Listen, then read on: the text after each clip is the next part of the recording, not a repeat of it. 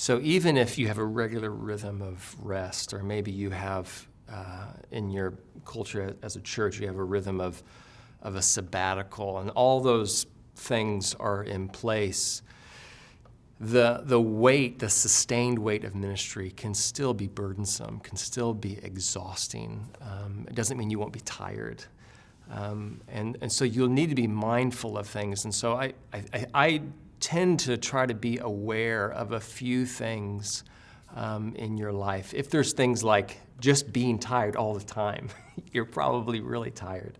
Even though I get 7 or 8 hours of sleep, I'm just constantly tired. You're probably tired.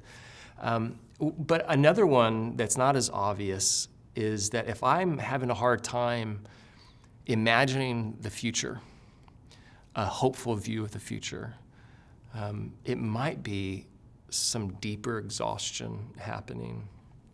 Or maybe if someone says, hey, what does this fall look like? Or how do we plan out next spring? Or what should we do for the next ministry season? And that begins to stress you out in ways that maybe hasn't in previous seasons.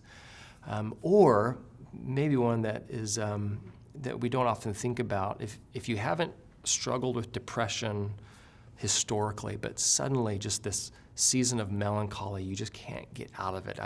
When I struggled with depression for a season, I remember talking to my wife and trying to explain what was happening, and I'm trying to make sense of it, and it's like it's as if you've fallen asleep on your arm, and your arm falls asleep, and you see a glass of water, and you try to grab that glass of water, you look at your hand, you look at that water, and you're not connecting. That can sometimes happen with you on an emotional level, with people, with ministry. And so just to be aware of some of those things, and even with just life changes. Physiologically, you're not the same person at age 27, at age 37. Passions and desires change. And so some of those things just to be aware of. Pete Scazzaro says, your body, what your body's telling you, your body is a major prophet, not a minor prophet. And so just to be aware of how some of those things are interacting, and just those dynamics can tell you, okay, I'm tired. And when you've come to the conclusion, I'm tired and I have a regular rhythm of rest, it could be I'm taking on too much of a burden that I shouldn't carry myself.